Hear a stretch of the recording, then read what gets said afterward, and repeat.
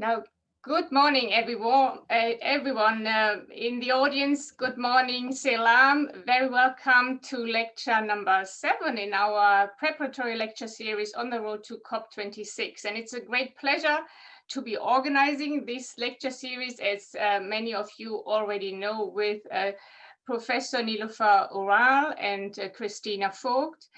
They will both attend this session today as well, but they have other important international law commitments, as you know. So Niloufar is in session of the ILC, and Christina will also join a few minutes later.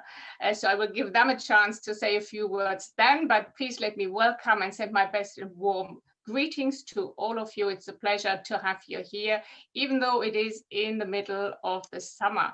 And I'm really grateful for Selam as well to give up your time and to share your deep insights into adaptation and the goal of adaptation in the climate change regime. Now, Selam, I will introduce you properly now, even though the others aren't yet here. So Selam is an international environmental law expert and works as a legal advisor to the African group of negotiators for the negotiations under the United Nations Framework Convention on Climate Change. She led in the past the legal and procedural negotiations of the Paris Agreement rulebook for the African group, and she negotiated many difficult provisions under that rulebook, and we already know this has not yet been completed, so it's not yet finished. There are ongoing negotiations. Now, Selam is also a member of the Committee on Implementation and Compliance. That is the committee where Christina is also working as a co-chair of this committee. So you have already worked together in the past, and this is, of course, continuing.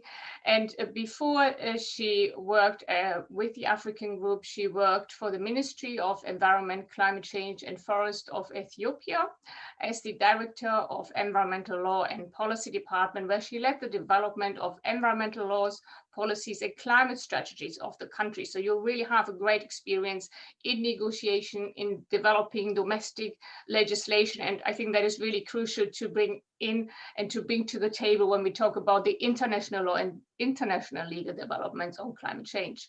Now, Selam is now also entering academia. She's a Leverhulme doctoral scholar in climate justice at the University of Reading. Now, thank you again very much, and I'm really looking forward to this. I think adaptation is so important. It has been given an equal status next to mitigation in the Paris Agreement, at least. And I think what we have seen now again recently is that adaptation is very, very important. And even countries where we assume, or we have assumed, that they are well adapted to climate change, we see that there is a lack of preparedness. There's always the one event that seems to be the one where we aren't prepared for. And also we can realize now that populations at large are not really well educated sometimes in terms of how to react in situations of these natural disasters or extreme weather events. And I attended a discussion a few days ago among scientists, actually, and they were quite not surprised really, but worried that the predictions that they made 10 years ago have become a reality of today. So we can, on that basis alone, already assume that predictions that are being made today will most likely become a reality in 10 or 20 years' time if we can't steer the boat around, so to speak, and bring the world on track of the lower temperature target of 1.5 degrees Celsius that the Paris Agreement also sets forth. So I'm really looking forward to this discussion, again, especially in the light of the fact that for some countries, there might also be a limited capacity to adapt to climate change. And for some, this capacity might already have been reached. And so I think we have a really important lecture ahead of us today. And without any further ado, I will hand over to you, Selam. Thank you. Thank you very much. Good morning, all. Thank you very much for the invitation, Dr. Petra, and also Dr. Stan Neil. I'm very grateful to be here and share my thoughts on adaptation. And I look forward to seeing Christina too. We have worked closely, as you said, in the negotiations under the Paris Agreement, and also currently working on the committee of the compliance system under the Paris Agreement. So as you mentioned, the discussion today, not really a lecture, but the discussion today would focus on adaptation. So I will try to share my screen now.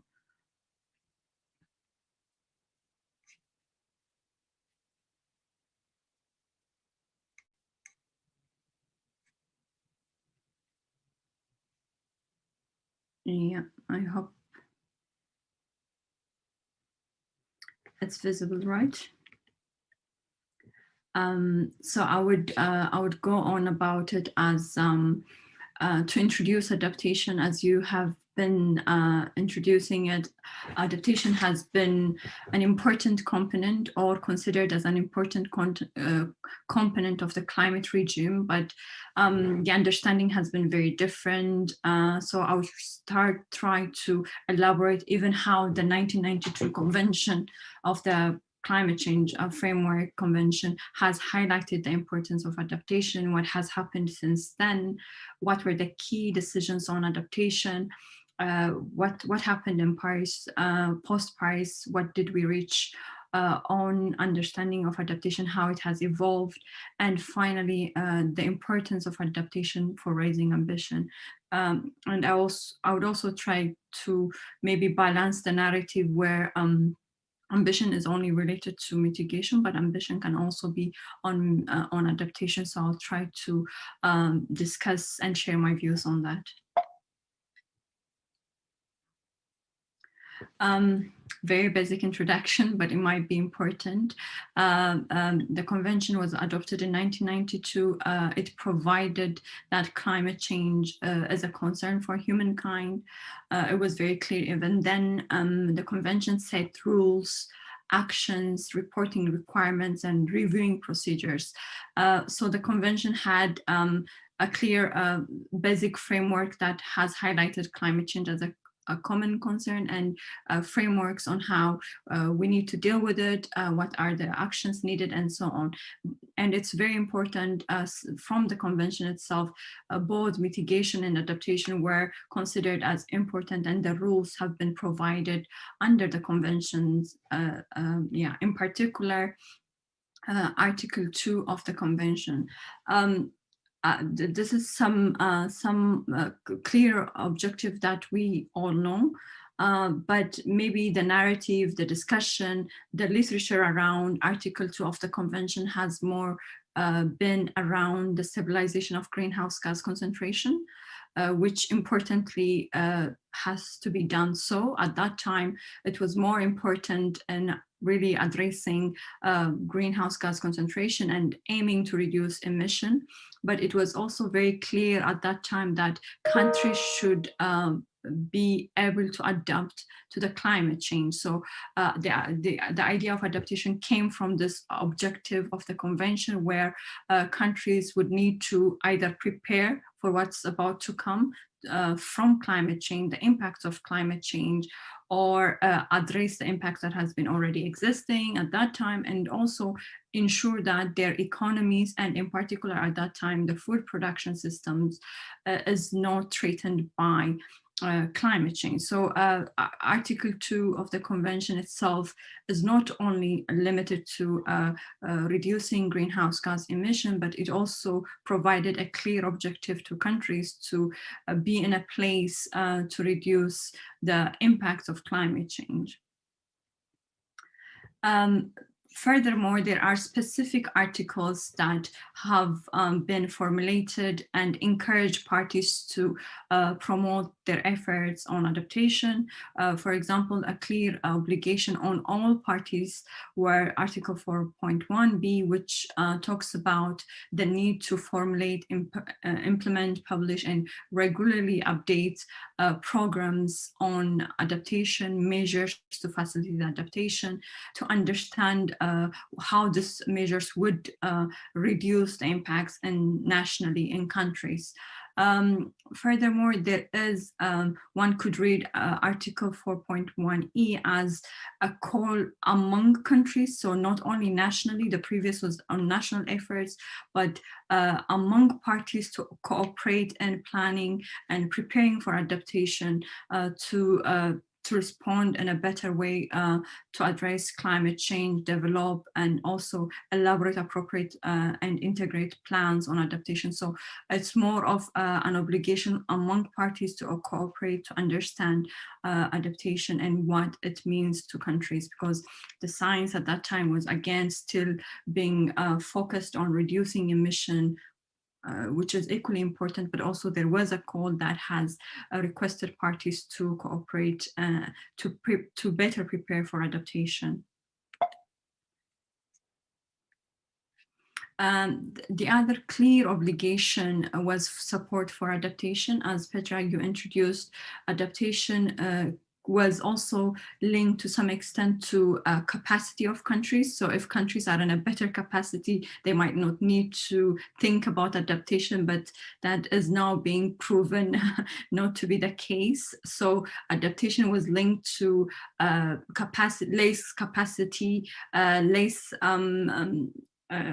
infrastructure that are vulnerable to the adverse impacts of climate change. So clearly, and also following through the principles of the convention, which is differentiated responsibilities, there was a clear obligation on developed countries to support adaptation efforts in developing countries to reduce their emission, to address their vulnerability. And you could also argue that because of limited capacity, the adverse impacts of climate change could be aggravated, right? So because countries have less capacity to address it, the impacts would be more exacerbated than the impacts in developed countries that we are currently seeing in the past month and this week also. But I would say that the progress on adaptation has been little to no progress. One is adaptation was framed as a national effort, which is still a national effort, but the understanding, as I would come to it in the next slides, has evolved. Some of the reasons for adaptation lagging behind in the elaboration, research, understanding, even the rules under the UNFCCC was rightly at the time, the focus just after the convention, when the Kyoto Protocol started being negotiated, the focus was on understanding the legally binding targets, which is right at that time. There was one particular element on adaptation, which is if countries wish to do so, they could provide information on national adaptation efforts, even under the Kyoto Protocol, where Kyoto Protocol really deals with emission reduction targets, legally binding targets that is top-down, right? There is one interesting article for adaptation under the Kyoto Protocol, which is the support for adaptation, and this came from the share of proceeds under the market mechanisms. Just to introduce that very briefly, Kyoto Protocol, one of its interesting elements was the market mechanism, where countries can use different mechanisms, three defined, the KP, the Clean Development Mechanism, JI, and the emission trading schemes to reduce emissions or to reduce the overall emissions, where countries can trade among themselves their targets and so on. From that transaction, it was decided that the 2% from any climate market would go to support adaptation. So this was the very first important additional support for adaptation that was introduced by the KP. Just also to let you know, this is also one of the critical things that's being discussed now under Article 6 of the Paris Agreement, one of the politically challenging, if that, yeah, if I may say that, yeah. The second, as I just mentioned, adaptation was considered as national. So countries looked at it, you know, it's your business, it's not up to the global research, because even the impacts of climate change differed from one nation to the other, even nationally from one region to the other, right? So adaptation was left for the countries themselves to deal with it, rather than come to the international fora where you discuss what the common elements are, how you address it, what needs to be there, and so on. This is very important in coming back under the UNFCCC, under the Conference of the Parties, which is the governing body of the Climate Change Convention, to understand what adaptation is globally, the impacts. So that to some extent was not there, at least in my view. So that has really one of the things that has made the adaptation consideration to be less progressive than mitigation. At COP7, there was one of the key elements under adaptation under the UN climate change framework that was introduced was the National Adaptation Program of Action, the NAPS. So NAPS started to be considered at COP7, but again, it was focused for LDCs. So the narrative around adaptation was, if you have better capacity, you shouldn't really worry about it. It's countries with less capacity that needs it. Narrative was really there. So the focus of adaptation was left for a certain group of countries. The last one could be the adverse impacts of climate change, right? So now we see these extreme events every day. So, you know, people are also aware of it. The scientific research is around there, being progressively done on adaptation. It's also on the news every day, which really calls on, you know, the politicians to also think about adaptation, really, and also question the country's preparedness, as Petra was saying. So at that time, 1995, it was more on how we reduce emissions, right? How do we address the global emissions? How do we reduce that? How do we address that, rather than these extreme events being discussed, being on the news and so on, and really requesting attention from politicians, governments, and also civil society. So these are some of the reasons why I would say from the convention to the Kyoto Protocol, the progress on adaptation to some extent has been very little.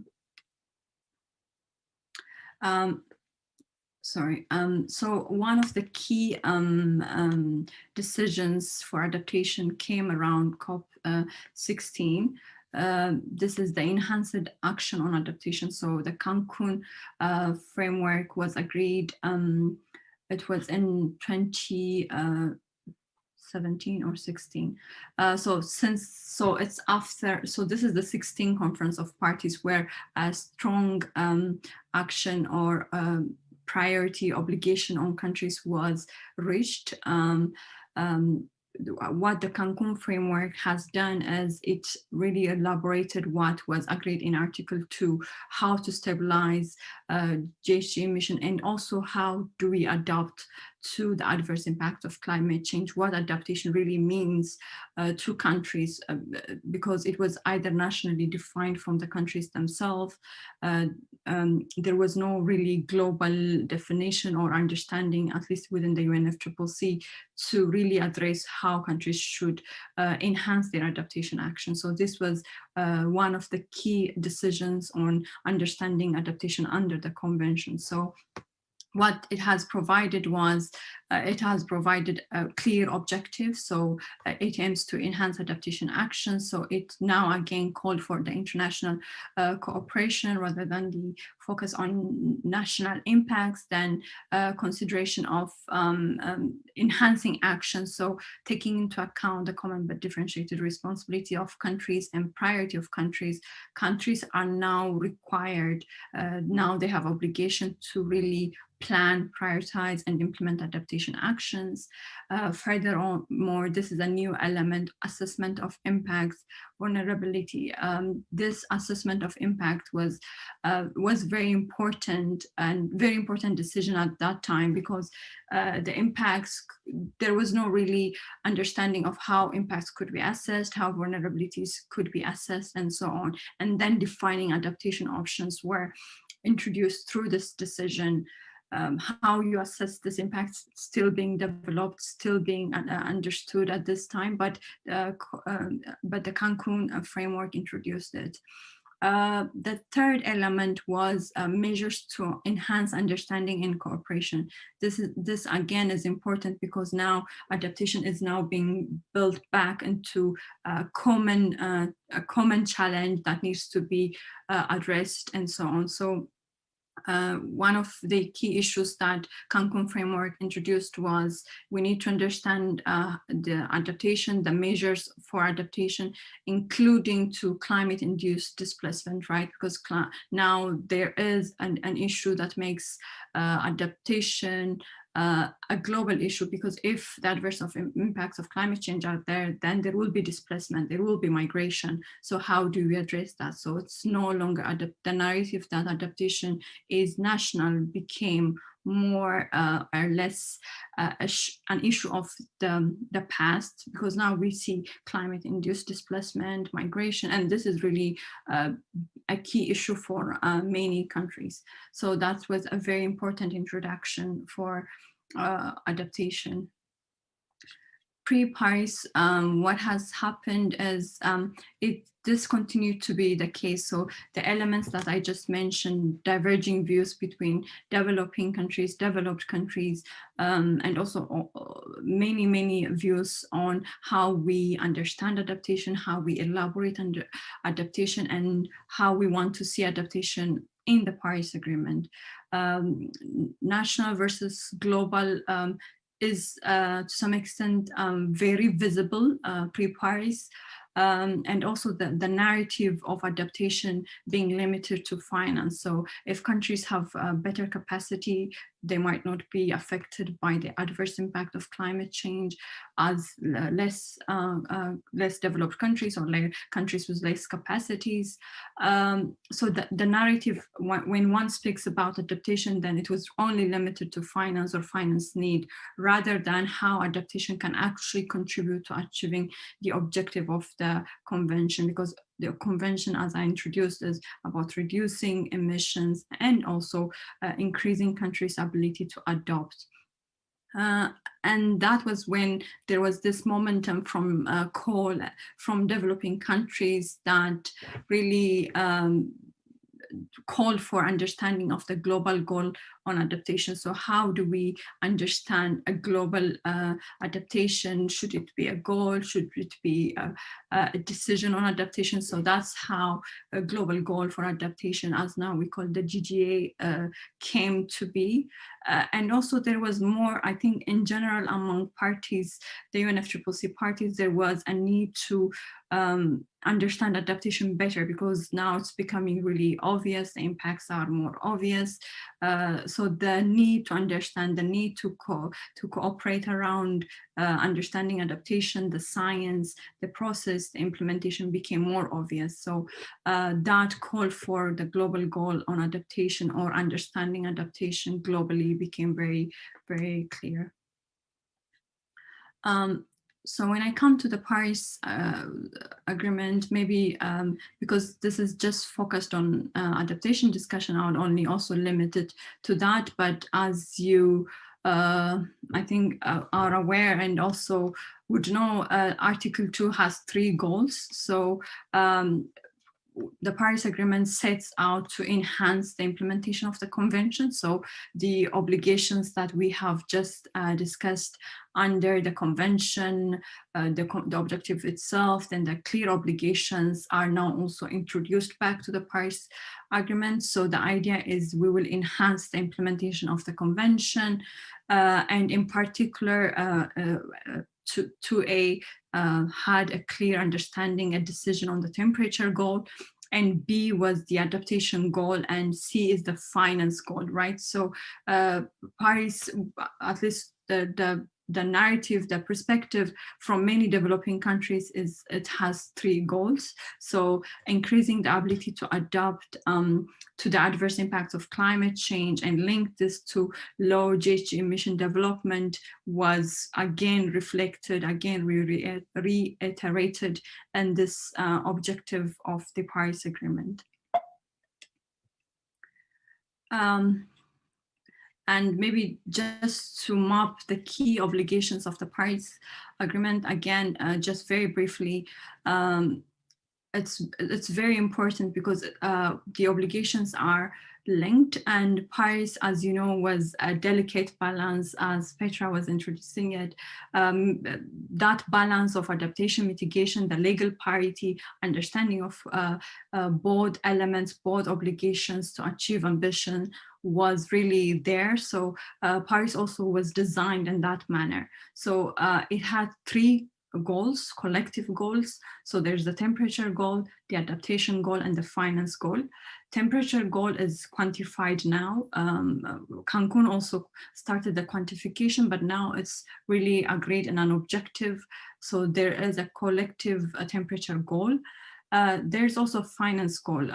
There was a finance decision from Copenhagen, but there will be a discussion on a quantified new goal for finance and the Paris Agreement. So we have 3 goals now.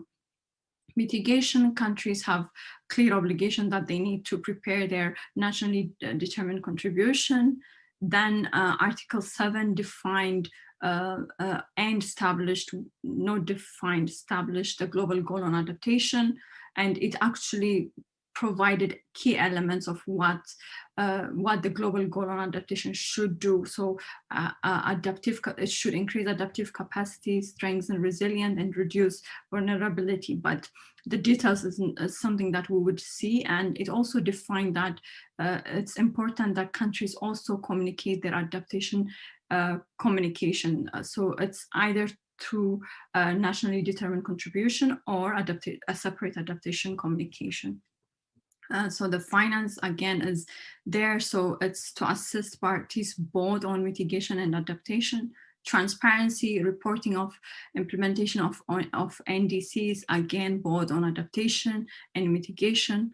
The global stocktake comes and again looks at the long-term goals. So if you see the flow as it's really a balance where both key elements of climate actions are well reflected and designed throughout the provisions and the obligations. Maybe I felt like it was important to reflect how NDCs are responding to climate change. This was one of the key political issues that was challenging at that time pre-Paris to reach an agreement or to reach a decision on. One was if the obligation of implementation should be there or not. And the other was if nationally determined contributions should include adaptation too. So there were 2 key political issues. So the Article 3, the one you can see on the right, is the definition under the Paris Agreement. But this was a picture I took pre-Paris where NDC had components on mitigation, adaptation, and also implementation. So that was a very delicate balance. So Article 3 really came at the last minute to really understand that nationally defined contribution, determined contribution, could also include adaptation and mitigation. So this was where to many developing countries, they struck the balance of having that legal parity and recognition of adaptation, their contribution to be defined in these processes, because NDC will be the key to achieve the Article 2 of the Paris Agreement. Then the details of the NDC, the mitigation, I will not focus on the mitigation part, but for example, Article 7.11 of the Paris Agreement talks about preparing, communicating, and maintaining successive NDC. That's for Article 0.2, but Article 7.11 also require parties to submit their adaptation communication, adaptation communication and maintain that. Again, there was a clear obligation from Paris to represent progression and ambition on their NDC. This is again reflected under Article 7.11. Furthermore, there was a decision that provided the details of what NDC features should look like. What does adaptation contribution mean? What are the key elements? All this was defined in Katowice by decision 9 CMA1. It continued, NDC would be communicated every 5 years. So countries have been communicating both mitigation and adaptation under these processes, and the remaining provisions were informations that they need to provide to understand the clarity, transparency of their NDC. This is really for information. I felt it was important because the mitigation part and the literature has been a bit advanced. So I thought it would be important to also share what the adaptation component of the NDC look like. And this has been the basis for countries. I'll share the number of countries that have submitted NDC adaptation components, so NDC as adaptation as their NDC component. Countries at Katowice further detailed or further clarified on which of the elements they would submit their information. And also it's also important to note that countries could also submit adaptation as a separate document. It could be adaptation communication, that but both have registrals under the UNFCCC website, where if you're interested can have go and look at. So the context is why adaptation communication is important is to understand how countries are going towards achieving the global goal on adaptation, their legal frameworks, their input to the global stocktake. I think the global stocktake is where countries collectively take stock of the progress towards Article 2. And from that progress, they would inform their subsequent NDCs, right? So it's very important that this communication informs the global stocktake processes, impact and risks. So now the understanding of adaptation, the importance is also not what is happening currently, but also projected trends and hazardous impacts. This would also be included in the communication of countries, because now countries can see what is going to happen, the trends that is going to come in the future, and also inform their national processes. So this could also again be linked to displacement, for example, where countries, the impacts of climate change is transboundary. Priorities, what countries are currently doing, how that will fit in their planning processes, and so on. This is a continuation of that. So it's just to illustrate how now the Paris Agreement has actually further went and elaborated what adaptation means, what adaptation component could cover, what are the elements to be communicated, and so on. And finally, one important one important information is the information of the country's adaptation efforts and how that would contribute to achieving Article 2 would be something important, because now, as we are saying, Article 2 has 3 goals, 3 components. So only providing information on the temperature goal might not really help us in achieving the objective or the effective implementation of the Paris Agreement. So information on each of the goals is an important key issue, and this is really an advancement than the provisions under the convention. So adaptation NDC, as I mentioned, more than 137 parties have included adaptation as a component of their NDC. So the narrative of NDC as only being a contribution to reducing emission needs to be also balanced with this reality. This was the UNFCCC synthesis report. It's very important to understand how countries reflected this component, because one of the mandates of the synthesis report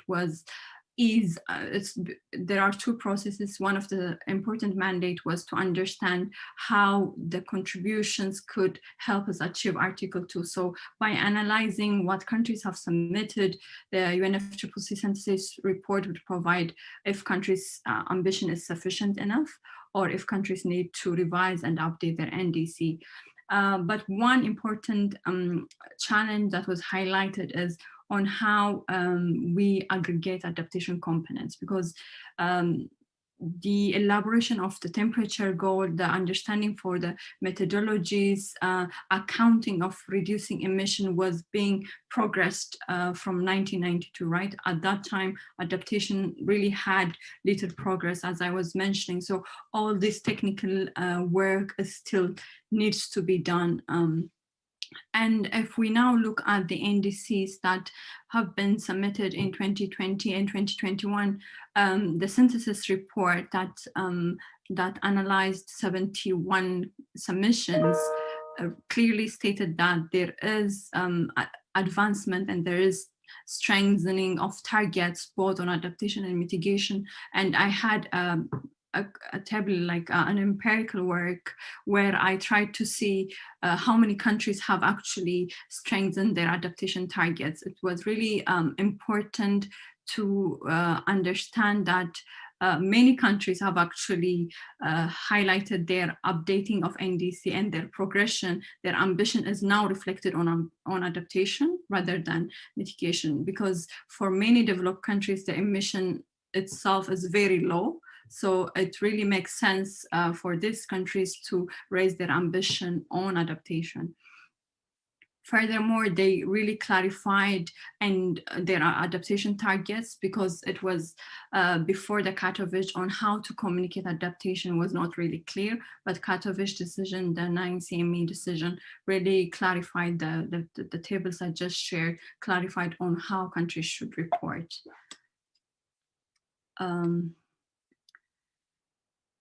So now the understanding of adaptation as a global effort, so as a global need, is really being clearly seen, and the impacts, the extreme impacts where we are witnessing in the different parts of the world is a key element, a testament to now adaptation needs a global effort. This is the AR5 of the IPCC, where they have stated that even if high levels of mitigation were to be achieved, the impacts of climate change still need to be addressed. So adaptation still needs to be addressed.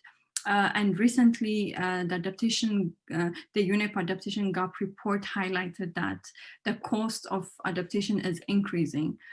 So it's currently 70 billion annually, and it's expected to reach up to 500 billion in 2015. This means that if we don't address adaptation, then it will be very challenging and the cost would be increasing, whereas developing countries' capacity to actually contribute to mitigation would be lowered because all the investment, all their capacity, or even the support that's being provided from developed countries would be now only focused on adaptation. So it's important that we understand adaptation globally to address this cost-related impacts. And the last one is the transboundary impacts and the displacement, right? This is becoming a real concern for many countries, many politicians. So it's very important to address that, to at least have a narrative, a discussion on how we see adaptation as a global effort and what needs to be there. So the global goal on adaptation. So the key questions here, I'm coming towards my very last slides. We have established this goal, but there is more to be done, more elaboration, more understanding as globally, as parties, as all parties. One of the clear obligations or objective of the global goal on adaptation is to strengthen resilience and reduce vulnerability. So how do we do that? How do we have a clear objective of achieving that globally? So there has been a discussion, do we quantify it? Because temperature goal was quantified, finance goal is quantified, right? Do we need to quantify it? Or for adaptation, do we need other processes? But it's also important, the quantification of the temperature goal took 20 years. So that discussion needs to be initiated, and what are the methodologies needed for that? So IPCC, the scientific research community, need to be maybe doing that and helping understand what the global goal for adaptation should look like. So should it be really focused on science, methodology, and reporting? These are the key things that we need to have to operationalize the global goal. It's also important because now countries are communicating these components in their NDC and achieving and indicating that this will help achieve the Article 2 of the Paris Agreement. Then how do we assess it? How does this come back to the GST process? Is some of the key consideration that needs to be done. And the last one is, how can the global goal help raise ambition, right? So if we have a set common target, then we can easily try to progress towards that, right? So the temperature goal, being it quantified, helps countries in defining their contribution. So would we envisage something similar for the GGA, or is it going to be another process that we need to undertake so that countries can also raise their ambition under the Paris Agreement? Very briefly, again, so there are ongoing efforts to operationalize the global goal for adaptation. Adaptation Committee, one of a similar committee as the Compliance Committee, mandated, it's a constituted body mandated to deal with adaptation under the Convention and the Paris Agreement, is really doing more technical work, but it's really focused on the guidance, further guidance of how countries should communicate. And then the other one is the modalities for the recognition of developing countries' efforts and how we do that. The other discussion, and there is also literature being developed around here, linking the GGA and also the GST process. One of the key questions here is, parties will use different vehicles of communications, as I was mentioning, NDC, national adaptation plans, national adaptation undertakings, even there is one document on that. So if we're going to use this different communications, how do we really fit this into the GST process? Because GST is going to be the key to inform subsequent NDCs. What are the methodologies that are going to inform GST? It's now being discussed, but it's really just the reports. some of the information on adaptation communication as it's linked to the guidance of adaptation communication. This would only be available in 2022. So if the GST is going to be in 2023, how do we make sure that this guidance from the adaptation committee fits into national national efforts and then inform the GST process? Then there are different calls in COP25 and also most probably at COP26, sorry, where countries are requesting for a political space. So the CMA is the governing body of the Paris Agreement. So developing countries are calling for a new agenda item that will speak about operationalizing the global goal for adaptation. And the reason behind that is this political space under the CMA would make sure that the technical work would continue, resources would be available to understand the GGA, and further work would be done on the questions that I just mentioned. Do we quantify it? What are the possible objective? Is something, can we agree on something global that could inform national processes? So with that, there will be a lot of call from developing countries to have a global goal for adaptation CMA agenda. And this, there was another proposal by South Africa. This was during the last week, July ministerial meeting that was held in London. So for the first time, 50 ministers met. As the UNFCCC process, many of the meetings have been done virtually. So for the first time, they met physically. And one of the proposals to understand the global goal was maybe we need to start defining what that means globally and then taking it back to national. So there was a proposal by South Africa where they have put increase the resilience of the global population by at least 50% and reduce the global population that are being impacted by the adverse impacts of climate change by at least 50% by 2020, by 2030, and then by 2050 up to 90%. So this was a new proposal that is being tabled pre-COP26, so we'll see how it will be elaborated in COP26. So finally, how I see the GGA helping raise ambition is countries have defined principles that guide their NDCs, right, that guide their contributions. So countries have differentiated responsibilities. And many countries' emissions are low. For example, 54 countries of Africa and the African continent only emit 4%, whereas their cost for adaptation is increasing by the day. So it would, and adaptation needs are really getting high. So we should also consider, rather than really pushing the narrative of raising your ambition, there is also a need of maybe raising ambition on adaptation so that countries themselves could address adaptation, work on based on a global understanding of adaptation goal. This again can be reflected and can show progression under the adaptation. So because NDC every 5 years would request progression and ambition, countries need to justify which targets they are raising or which targets they are being progressive on. So adaptation NDCs could be one of the elements for that. The other is countries in developing countries are already investing up to 9% of their GDP. So if they are doing as this much, then there has to be a consideration under the UNFCCC process to recognize that, and this would feed into raising adaptation ambition. As a result, they are reducing the cost for adaptation, right? So if the need of adaptation, the need for adaptation cost is increasing by the day, the demand under the finance discussion would increase.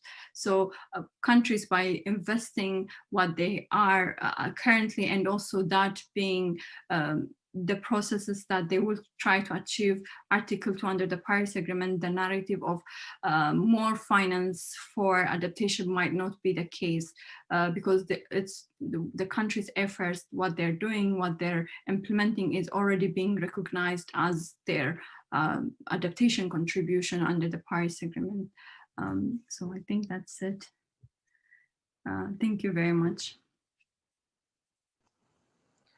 Thank you so much, Selam. That was really insightful, very interesting overview, and interesting to hear your thoughts, especially on this idea of formulating, articulating a global goal on adaptation. Now I can see that Christina has joined us, which is absolutely great. So I will give the floor to you for a few words, and then we will enter the more lively interactive discussion section of this lecture. And I would ask the audience, please, to write all your questions in the Q&A section. I will read them out. I also have a question, but I will rest that for the moment and hand over the floor to Christina. Thank you, Petra, but thank you so much, Selam, for your very insightful journey, really, through the history of adaptation in the context of the United Nations climate treaties. I would like to mention that Selam and I, we've been knowing each other for quite a number of years now. We have been working together in the negotiations, and it's always been a great pleasure to work with you, Selam, and the insights you bring into the negotiations are very much appreciated. And we're currently colleagues on the Paris Agreement Implementation and Compliance Committee, which is also, of course, another very interesting and important venue to share work with you. So, and thank you so much for coming to our lecture series on the road to Glasgow and sharing with us your insights, your deep insights into the issue of the important aspects of adaptation. In particular, I think I appreciated very much that you pointed to the triple goal of the Paris Agreement. You made this very clear. There's a lot of discussion about the temperature goals in Article 2, but that there's also an adaptation goal and a finance goal is something that flies a little bit under the radar, and bringing this back into the discourse is very important.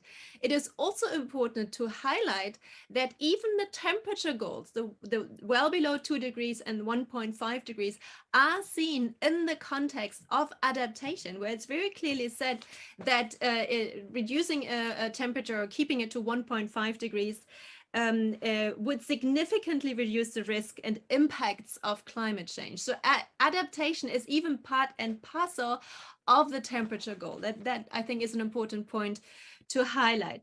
Thank you also about your comments of the link between adaptation and NDCs. It's very interesting to show us your screenshot from the pre-Paris discussions, and you're absolutely right. This was a controversial issue, and it was resolved in a way that indeed adaptation can be part of the NDC as a component, or countries can have a separate adaptation communication. But we see many countries indeed, as you pointed out, that made adaptation a component of their NDC, and now we even see enhancement and updating of that part as well.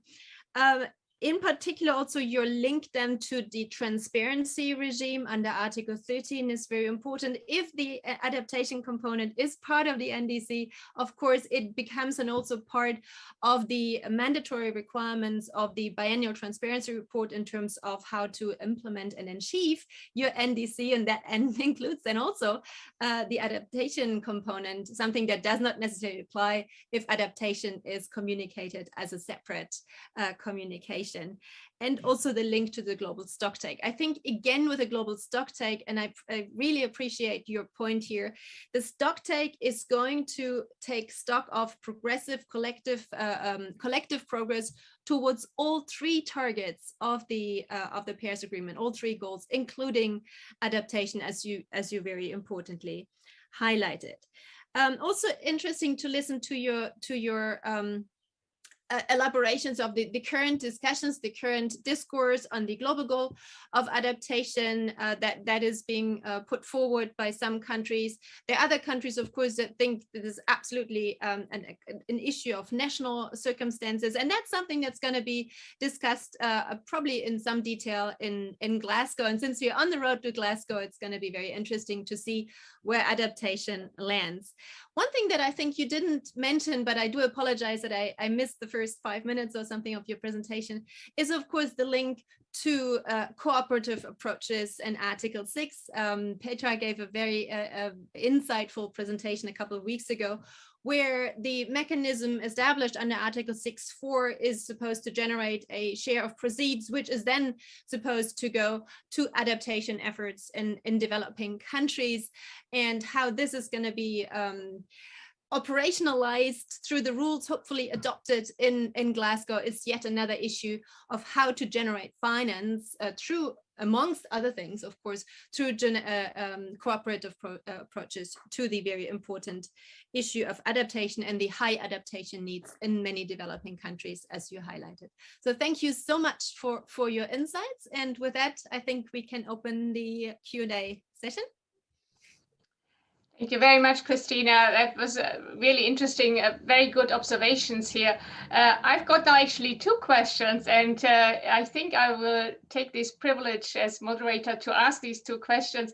They're not very long, so one actually ties in with what Christina just mentioned around the share of proceeds. And I know you mentioned a few aspects on how it worked under the Kyoto Protocol, and it's probably too political to ask you for your opinion on what you think will be the outcome of the negotiations, but it would be interesting to see what you think should be the decisive factors, or what are the main arguments that are being on the table at the moment in terms of the share of proceeds under Article 6 as compared to how it was in the past. So I think just a few ideas on that point to elaborate that further would be really interesting. And the second question relates to articulating this global goal on adaptation. And it really was striking when you said it took 20 years to develop the mitigation target or the temperature target in the Paris Agreement. And when that was being negotiated and developed through these years, of course, there was already an inventory on greenhouse gas emissions. So we knew what's happening in the science side of things. So I'm wondering whether it is possible to have such a goal without having an inventory on climate impacts first.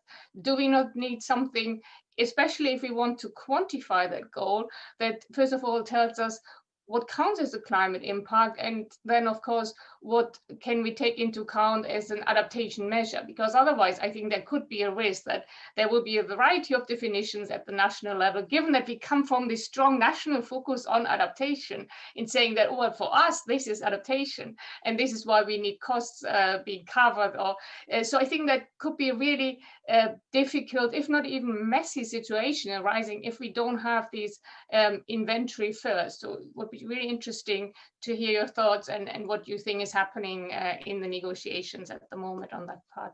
Thank you.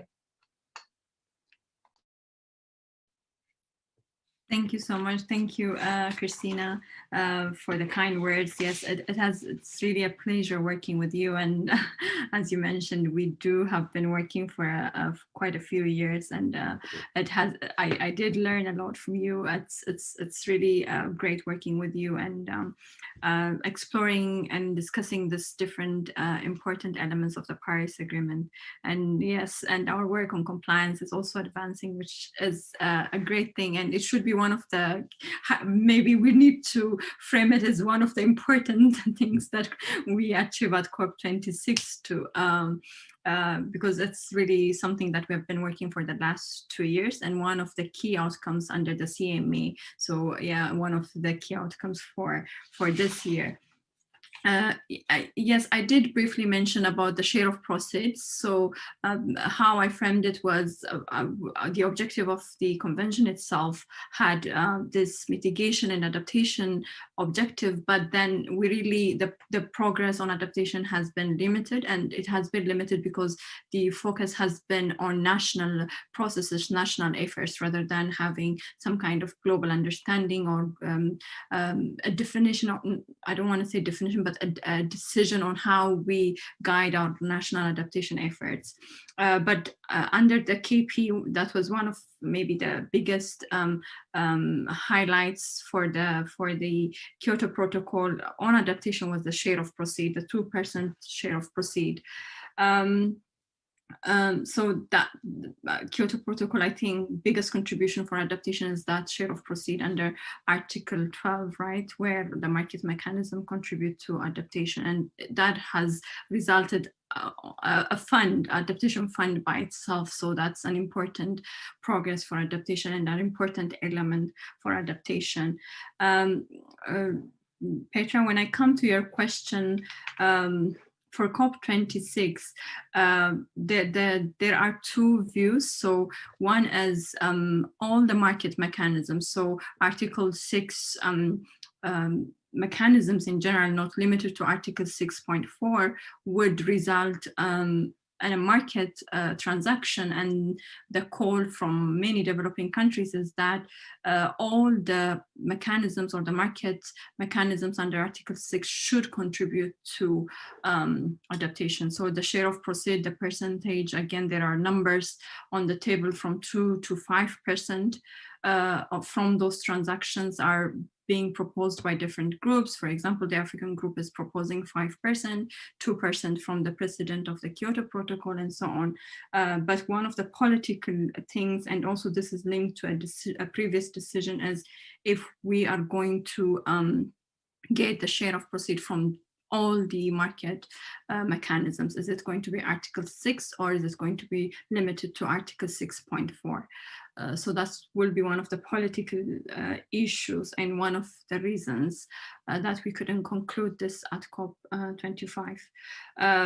Hopefully, again, there are quite a few elements on the table that needs to be considered for COP. So one of the carryovers from the KP to the new Article 6, that's one political issue. Share of proceed is very important also for developing countries. So we'll see how the balance would play out and where ministers would compromise on these issues. On the second question, through the temperature goal, yeah, so that was the process, right? So inventory process was the process. Communication from countries themselves through national communications. Countries have been communicating on how they reduce their emission. IPCC parallelly has been developing methodologies, accounting processes. How do they identify their sectors? How do they define their sectors? And then how do they account for that sector has been developed thoroughly. But that process has to start somewhere. So the question is, when do we start it? So the inventory and methodology processes, to some extent, has been mandated to the Adaptation Committee, and Adaptation Committee is now is working with the IPCC. So they are initiating that work of understanding what are the methodology needs, how do we assess vulnerability is now there. So the question is, do we give the global goal for adaptation a political space to guide this work and receive the information from these institutions, or we leave it to the Adaptation Committee, a technical body that can engage with other technical institutions or bodies to advance the work? So this would be one of the issues that need to be answered at COP26. And the other is, again, even if there is a big progress on understanding adaptation as a global effort, there is, as Christina was mentioning, there is also, again, a stronger view on saying that adaptation still is national.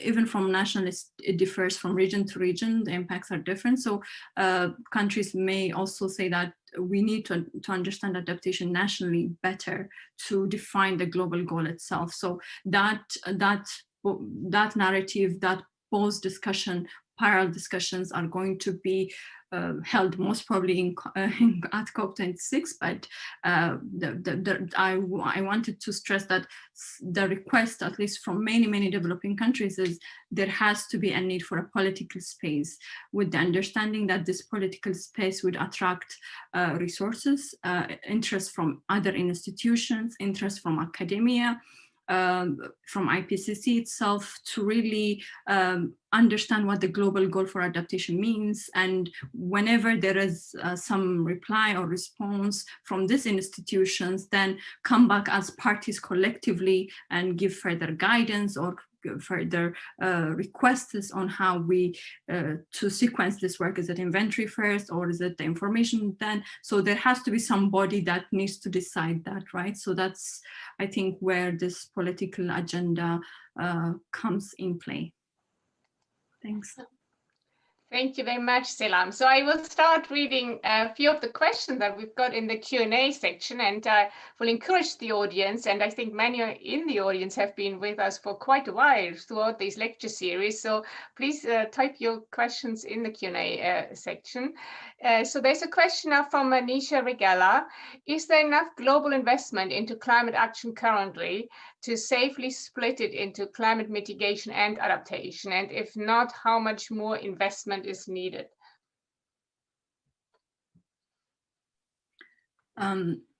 So if I may maybe respond to this under the UNFCCC process, and in particular through the financial mechanisms.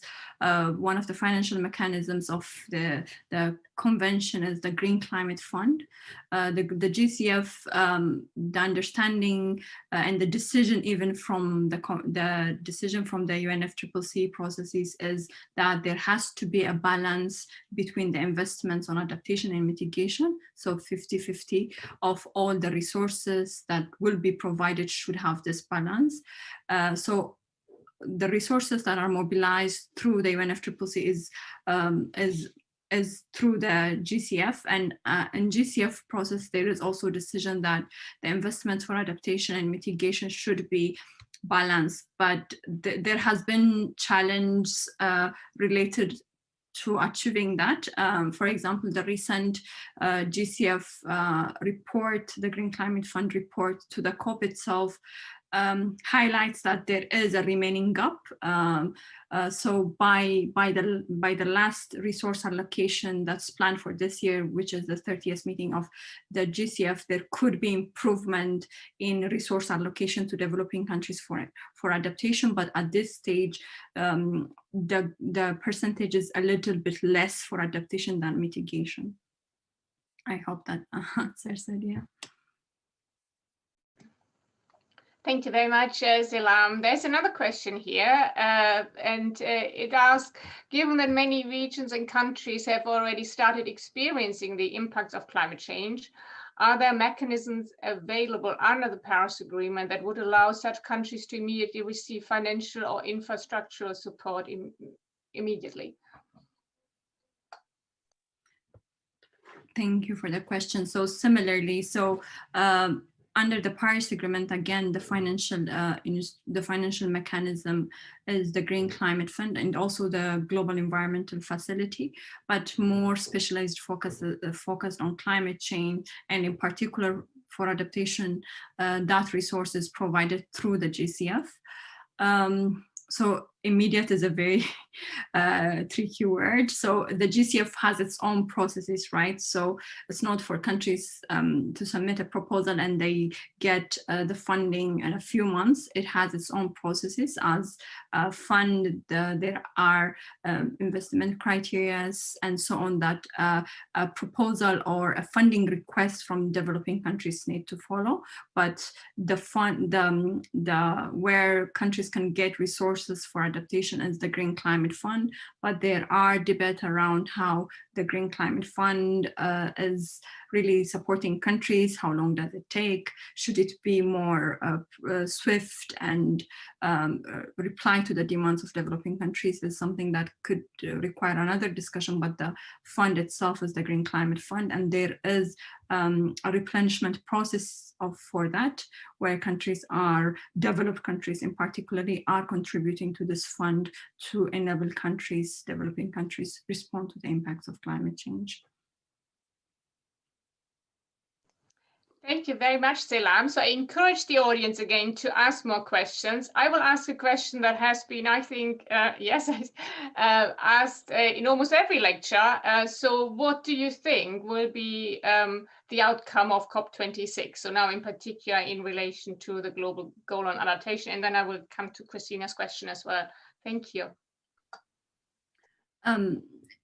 For COP26, I think now there has been a call by many regional groups, and so that the narrative on ambition, for example, because I work closely with the African group, I can mention that what the African ministers have said is ambition should be reflected on the three goals. So ambition on mitigation, ambition on adaptation, and ambition on finance. This has resonated with the co-presidency themselves, so their communication, their efforts, their programs, presidency initiatives have been trying to link ambition to adaptation and mitigation, and also finance. So the co-presidency is very keen in really understanding the global goal for adaptation, what needs to be there, and so on. So even if now we call for ambition, so how do you operationalize ambition is the next question. So I think that's important for COP26. A key outcome could be, at least in my view, is how do we understand ambition for adaptation, taking into account its link to now even Christina really framed it very, very well, even not only the three goals of the Paris Agreement itself, even to achieve the temperature goal and to keep 1.5 alive. One of the sessions for the ministerial was how do we deal with adaptation? How do we raise ambition for adaptation? So is it just a political space, or is it further technical work to understand it better? So at least a balance between two is something that I expect would happen in Glasgow. It's either because it's important that we define where this work is heading. If that's not clear, then again, we would be again every year requesting something on global goal for adaptation, then it will not serve a purpose, in particularly for countries that need some kind of guidance on this. Thanks. Yeah, thank you very much. I agree with that, and especially tying in ambition and progression, and saying that, you know, NDCs have to demonstrate progression, not just in the total amount of mitigation that is achieved, but also in not rolling back on parameters and base years and reference and other measurements and the methodology. So absolutely, and again, that is also important for tying ambition to adaptation. Now, Christina, I think I hand over to you for your question. Yes, and I'm very glad that I have the chance to ask Selam the question. It is connected again to Article 6, Selam, not in terms of finance and share and proceeds, but in general. Article 6 in its first paragraph says that parties can use cooperative approaches that allow for higher ambition in their mitigation and adaptation actions. So this is how Article 6 actually opens: cooperative approaches to allow for higher ambition in mitigation and adaptation. But now, as you know, in the context of Article 6, paragraph 2 and Article 6, paragraph 4, the focus is pretty much entirely on mitigation only. We're talking about ITMOs, internationally transferable mitigation outcomes, and Article 6.4 is also supposed to be focusing on mitigation. So my question to you is, where do you see a scope for adaptation in the context of Article 6? Is this Article 6.8 only? And I'm just talking about increasing action, not finance. We already discussed that. But where in the scope of Article 6 do you see a room and a need for including adaptation more strongly than it is currently in the discourse? Thank you. So I'll try to maybe from my view, try to respond to that. Yeah, because as we have been saying, adaptation is either linked to a finance discussion or a discussion that supports mitigation as a co-benefit. The actual contribution of adaptation by itself to achieving the objective of the Paris Agreement is something that we need to think more about, and that narrative needs to be discussed more as an important element to achieving the objective of the Paris Agreement, Article 2 itself, right?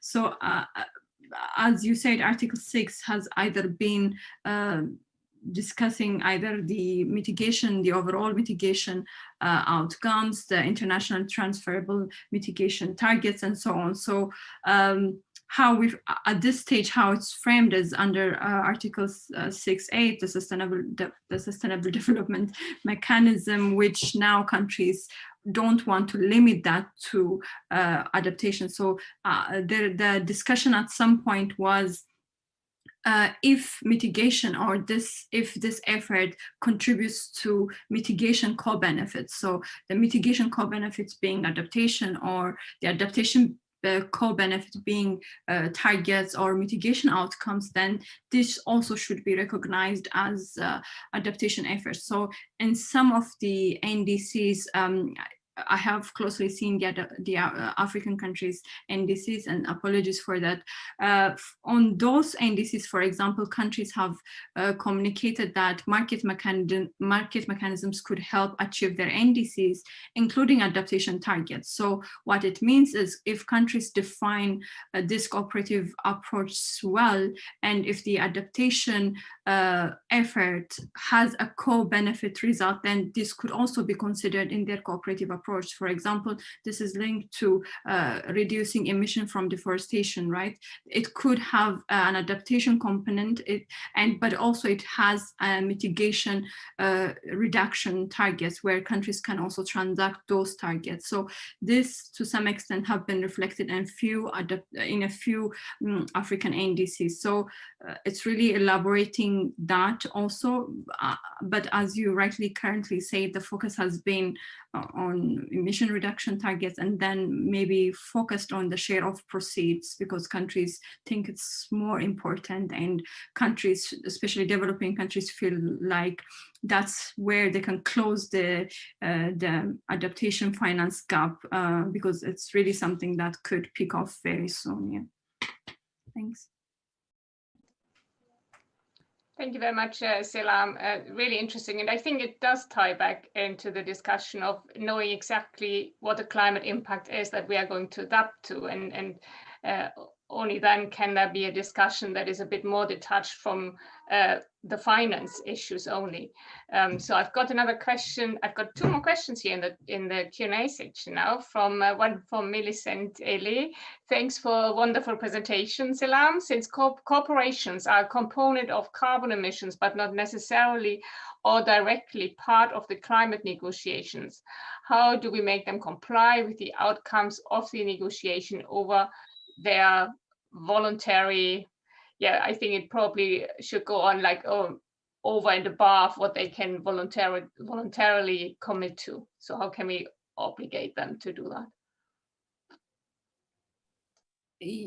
Yeah, thank you for the question, and thank you for joining the presentation.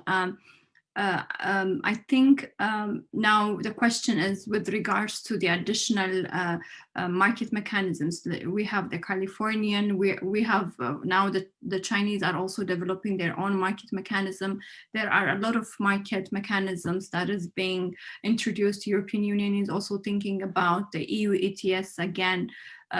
So one of the consideration under Article 6 is the governing arrangement. So how do we account for this kind of voluntary market mechanisms that are outside the UNFCCC process, that are outside the Paris Agreement? So the governance is one of the key questions that COP26 would answer to, because if this is a transaction between countries themselves and a California or an EU ETS system, how do we, if it's about share of proceed, how do we make sure that share of proceed is coming to the adaptation fund, for example, if it continues to serve and if countries agree on its arrangement. So I guess we will get the answer for this at COP26.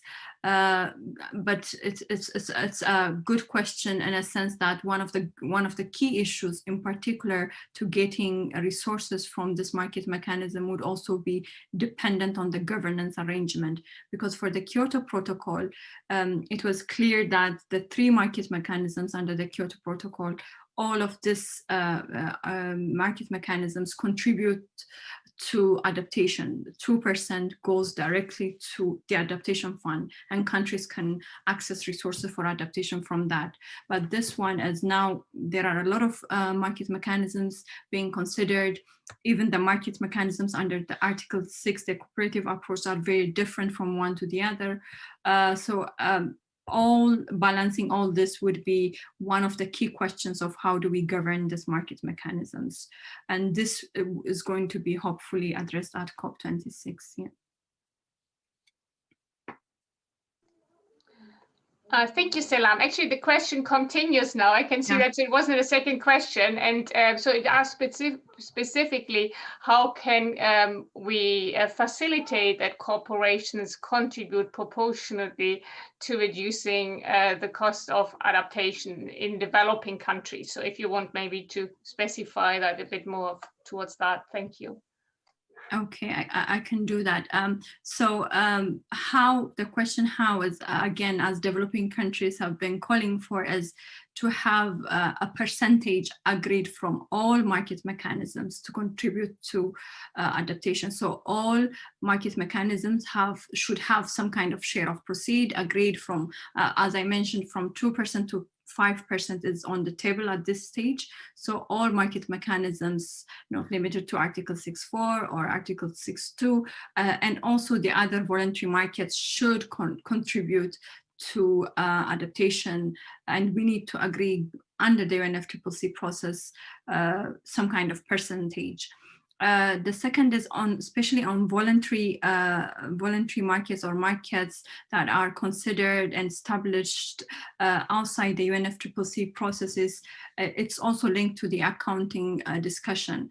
If countries are going to use those targets from the voluntary kind of market mechanisms, then they need to come back to the UNFCCC process to justify how they have used that, their accounting systems, because one of the key issues under Article 6, as we just focused on the share of proceeds and so on, but one of the key issues is also double accounting.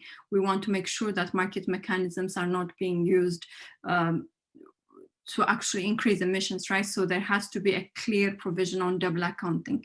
So that's why this is again linked to the governance part.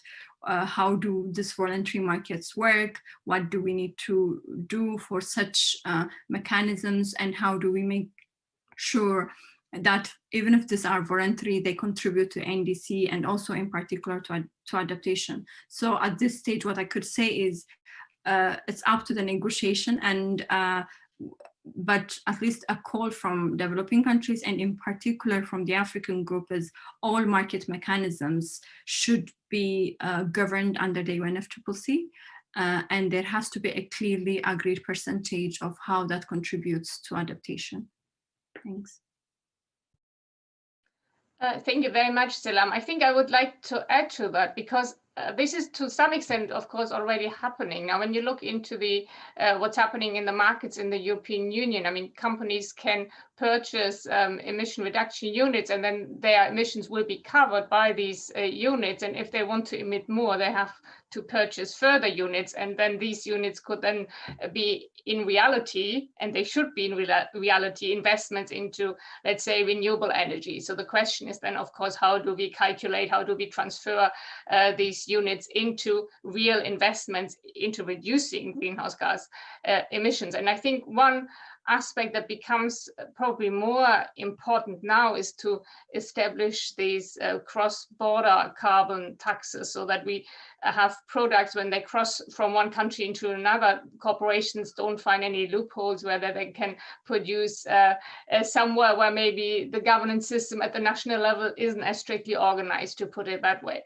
So I think there are different systems that have to work and integrate here. So we can't really overwhelm the negotiations and the international framework and saying that, oh, we need to have this agreed at the international level to some extent, yes, but the domestic legal frameworks and the existing ones already need to be coming in and be strengthened and applied in a proper manner. And I think there's a lot to be learned from different carbon markets in parts of the world as well. And there are also interesting developments in the Asian region, for example, where we've got countries now investing far more into renewable energy resources and trying to align their power purchase agreements, cross-border agreements, and replacing the existing ones and make them function for those now for working under a regime that is based on renewable energy production. So, and these are very, it's from a legal perspective so interesting because we are moving away then from international law and looking all of a sudden into administrative law, planning law, and energy law. So I think all of these systems have to work together to bring about the transition that we all hope to achieve. Thank you. Are there any other questions? Christina, do you? Wasn't quite sure. Not really.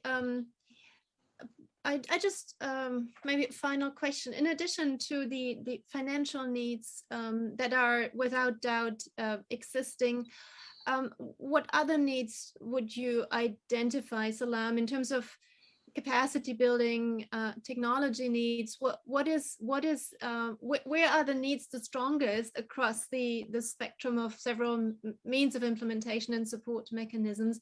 Do you have any overview or any suggestion or advice that you could share with us?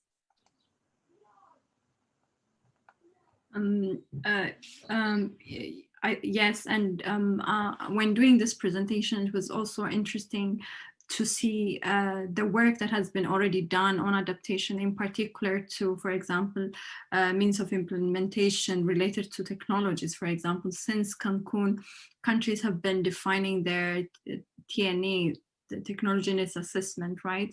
And on those technology needs assessment, for example, a lot of countries have submitted their technology requirements or technology needs for reducing emissions. So this is something that maybe could be looked at very closely, because I mean, now it's in order to address the impacts of climate change, there has to be need-based technology needs. What are these technology needs? How do we really address it? What are the legal requirements around it? Or some of the technology might be very accessible, that's already existing. How do we really address really make sure that developing countries have access, or countries that needs it really have access to these technologies? The other is in particular to adaptation now, the science itself. How do you assess adaptation? For example, how do we do inventory for adaptation? If we do inventory for adaptation, how do you assess vulnerability? How do you quantify vulnerability if you need to quantify it? All this are something that needs to be thought about, and in particular from a scientific body, where are there, for example, basic methodologies that we can agree on to assess adaptation, because adaptation at the end of the day we need it to be effective, right? So if countries just plan for a few years, then that might not be the case in like 10 years. So how do we assess impacts? How do we define that? And then how do we evaluate adaptation options? So these are something that maybe needs to be thought out, I mean, as a whole, not only as a capacity need, but as a need that maybe the UNFCCC could continue advance. I mean, they are already doing a lot around this, but really this taking into account the different challenges, how could we advance this discussion is something that maybe it's important to consider in the future. Thank you. Thank you very much, Selam. It was a wonderful lecture, extremely interesting on a very important topic. So thank you so much again for bringing that to the table. Thank you also to the audience for your engagement, for your continuing presence in this lecture series. And we are not there yet. We are still on the road, less than 100 days to go. Yes, but there will be 3 more exciting lectures. And I think the next one is already on the 26th of August. And that will be delivered by Niloufar Oral. So please come and join us again on the 26th of August at 10 a.m. UK time. Very much looking forward to seeing you all there. Thank you again as well to Stan, who came in and sorted everything out and who does so much work to make all of this happening. And thank you again, Christina, as well. I know your schedule has been extremely busy over these last few weeks. So thank you for joining us.